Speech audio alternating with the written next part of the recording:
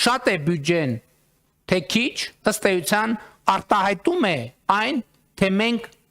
ինչպես ինչ արդյունավետությամբ եւ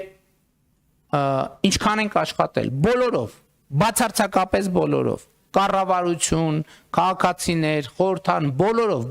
պետական բյուջեն մեր համատեղ աշխատանքի արդյունավետության արգասիքը եւ արդյունքն է։ Ընդ որում, ուզում եմ ընդգծել, բայց պետական բյուջեով այդ թվում ապահովում են բոլորի կարիքները, Հայաստանի Հանրապետության բոլոր քաղաքացիների բազմաթիվ կարիքներ ապահովում են Հայաստանի Հանրապետության պետական բյուջեից։ Ընդ որում, ես էլի ուզում եմ վերադառնալ իմ այն պնդմանը, որ Հայաստանի Հանրապետության որևէ քաղաքացի, որևէ ընտանիք ինքը իր բարեկեցության համար ավելի մեծ ծախս չի անում, քան դա անում է պետական բյուջեն։ Եվ ընդհանրապես, եթե Հայաստանի Հանրապետության պետական բյուջեն եւ համայնքային բյուջեները պատշաճ եկամտային եւ ծախսային հոդվածներ չունենան, Հայաստանի Հանրապետության, խնդրում եմ ուշադրություն դարձրեք, Հայաստանի Հանրապետության որևէ քաղաքացու բարեկեցությունը հնարավոր չի, անհնար է, բայց Հայաստանի Հանրապետության պետական բյուջեի եւ համայնքային բյուջեի բացակայության կամ պատշաճ եկամտային եւ ծախսային հոդվածներ չունենալու դեպքում որևէ քաղաքացու բարեկեցությունը ուղղակի անհնար է։ Ես ուզում եմ դրա համար բերել իմ սիրած մի օրինակ։ Ասենք մարդ կարող է ասի, բայց ինչ կապ ունի ինձ հետ պետական իմ բարեկեցության հետ, ինչ կապ ունի պետական բյուջեի ծախսային հոդվածը։ Ես շատ փող ունեմ, ինձ համար դղյակ եմ կառուցում, աննկարագրելի դղյակ եմ կառուցում, հրաշք։ Հիմա կարող է լինել այսպիսի դեպք, այո, կարող է լինել, բայց կարող է կառուցել այդ քաղաքացին։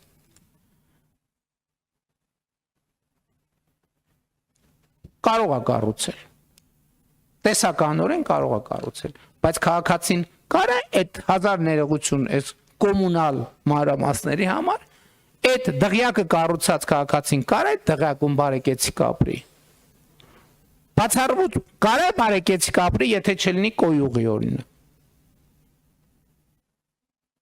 Բացառված է։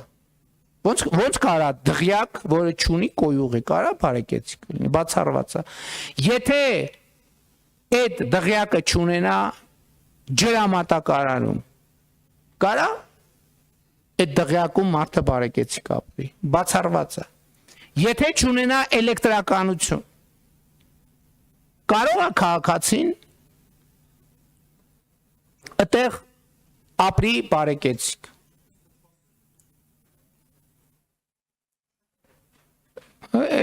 Դե տեսա թվասերին էլ կան, չի կարող։ Հիմա եթե ենթադրենք, որ մարդ այնքան բարեկեցիկ է, որ իր համար կոյուղի էլ է կառուցում, բան էլ է կառուցում, ջրամատակարարում էլ ավտոնոմ, էլեկտրականություն էլ ապահովում ինքը իր համար, շատ լավ, եթե ճանապարհներ գոյություն չունենային, այդ մարդը չէր կարող իր դղյակը կառուցել։ Շատ լավ, ենթադրենք, եթե քարավաններով էր ուզում բերի շինանյութը, այդ բարեկեցիկ մարդը, եթե երկրում իրավակարգ չլինի,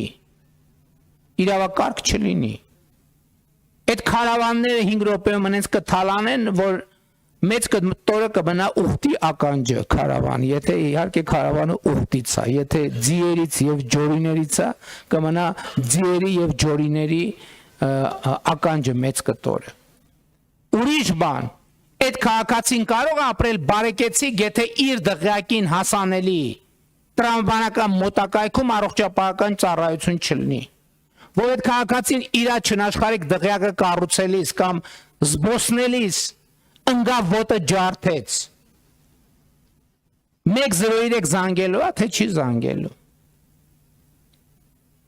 Իսկ եթե պարզվի, որ հեռախոս չկա, որ զանգելու է, իսկ եթե պարզվի, որ 103 ավտոմեքենա չունի, իսկ եթե պարզվի, որ 103-ում աշխատող բժիշկ չկա, իսկ եթե պարզվի, որ 103-ում չկան անհրաժեշտ սարքեր եւ սարքավորումներ,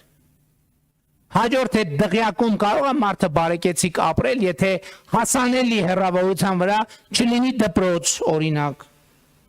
Հայինքը կարող է իր երեխաների համար լուսնից դասախոսներ բերել, բայց բժիշկը, որ պետքա գա իր ոտը բուժելու, ինքը որտեղ պիտի սովորեր։ Մինչև բժշկական համալսարան։ Հարգելի գործընկերներ, սա ցույց եմ ասում եմ, որովհետև ես հիշում եմ նախորդ տարվա բյուջետային քննարկումների ժամանակ ես այս արտահայտությունը արեցի, ինչ որ տեղ իմպրովիզով արեցի այդ նախադասությունը,